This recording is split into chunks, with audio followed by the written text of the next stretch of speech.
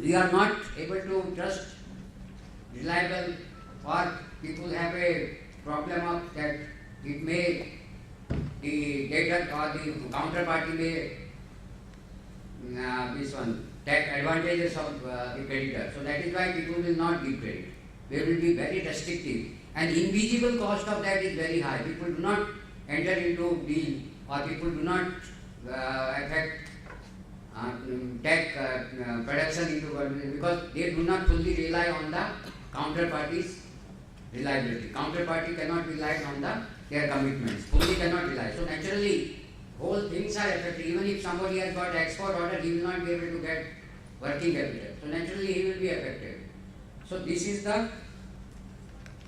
going to affect the economy. And so what is the solution? Because the problem has come, you have to see that problem has come basically because our internal credit, in the sense that everybody is telling that bank credit is not given. Even traders, I ask traders or businessmen, are you giving credit? Are you giving to your credit to somebody? Nobody is giving, except for existing creditors, existing clients whom you have a one payment, because you have sunk capital in them. So naturally that will be there. So naturally the problem is started with the problem of the trade credit, and problem of trade credit is started because of reliability problem, and reliability problem has come because of problems in value changes, because there is a possibility of opportunistic behavior by trade creditor. There is a fear, and whenever slowdown is there, the reliability comes down further. So the trust is gone down. Now how to come over the trust? Now trust cannot be come over by preaching the values, because nobody will, and legal system has a limitation. So naturally, trade associations have to play active part in taking collective action against defaulters, and second thing is that they should have a credit directories where the credit score of the credit behavior of the private business can be taken as civil is taking care of large bank credit. Third thing is that there should be indiscipline, discipline should be there, code of conduct. Unless until this may sound very difficult, but unless until this is done, trade credit will continue to suffer and economy will continue to suffer, because there is no other way. Government intervention will not help. It is the trade creditors, it is the business, it is the trade associations themselves have to come up for the solution, and there should be concerted effort towards this. Otherwise, economy will suffer. Thank you. Thank you. What we will do, the question and answer session for this session will postpone, because we have a floor participation precisely left over towards the end of this program. I had one presentation for about 15 minutes, which I decided that I will be postponing post lunch, and we will start with the taxation session now. I'll request Sanskriti to introduce the speakers. Welcome Mr. Bunisha from KPM Co-Head Taxation. Before I move on to the session 3, I would request Dr. Paritosh Basu to give a mentor to Mr. Dialchanda. And I can hear his very rich and well-researched work on financial and economic risk due to trade credit centric system changes that he has advocated for.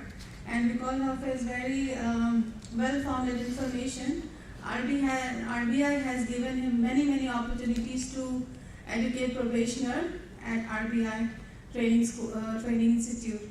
So moving on to the next session 3, I would request Mr. Punisha to come and join me on stage, please.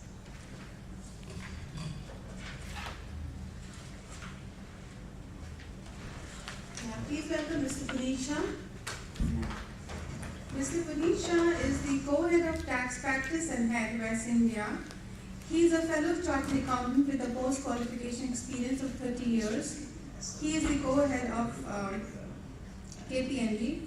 And Mr. Shah has in-depth knowledge of international and domestic tax laws, as well as corporate and other regulations, and has extensive experience of professional values. Thank you so much.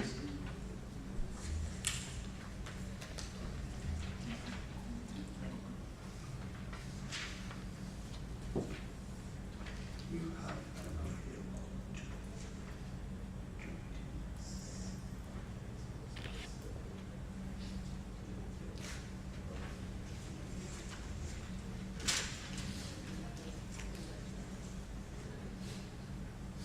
Yeah, please. Yes.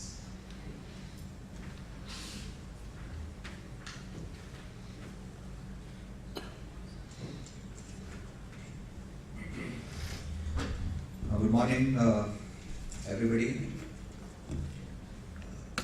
Essentially, what I'm planning to cover today is tax policy and reforms, tax policy and regulatory reforms.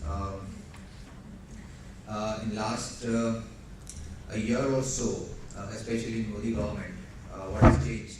A lot of grievances, a lot of issues in terms of what's happening, what's not happening on tax and regulatory front, and we have seen slew of measures in last more than a year, and has it achieved the purpose? We can quickly look at that. I have just 3 slides, but I am trying to cover all the issues and touch upon all the issues which are relevant for the purpose of our discussion today. So we have union budget proposals, 1 slide on that in terms of what are the key measures and has it achieved its purposes.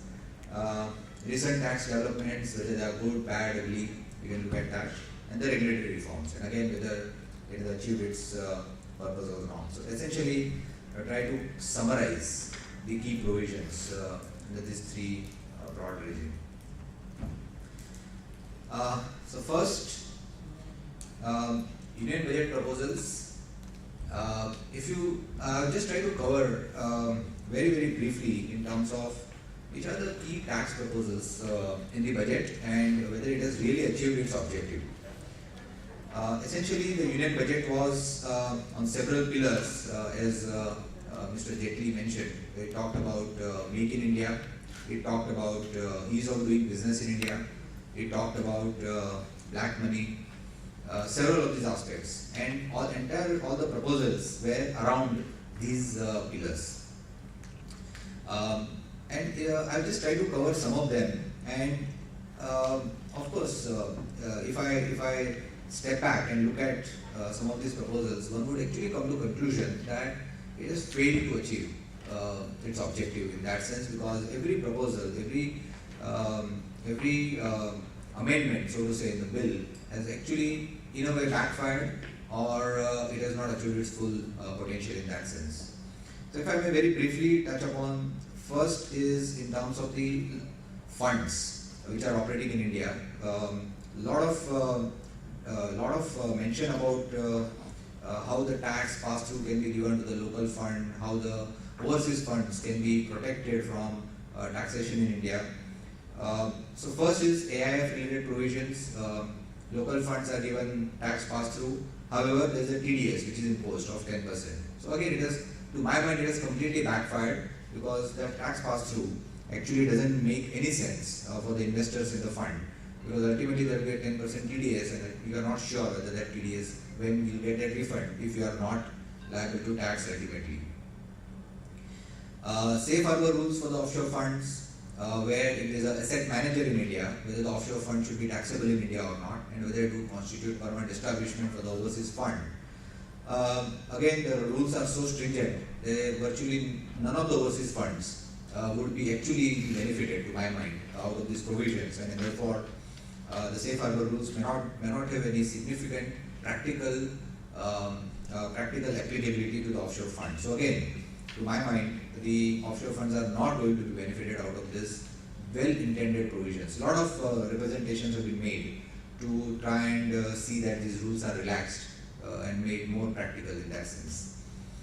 Third is POEM, place of effective management, where any overseas company could be liable to tax in India if these overseas companies are effectively managed from India at any time during the year.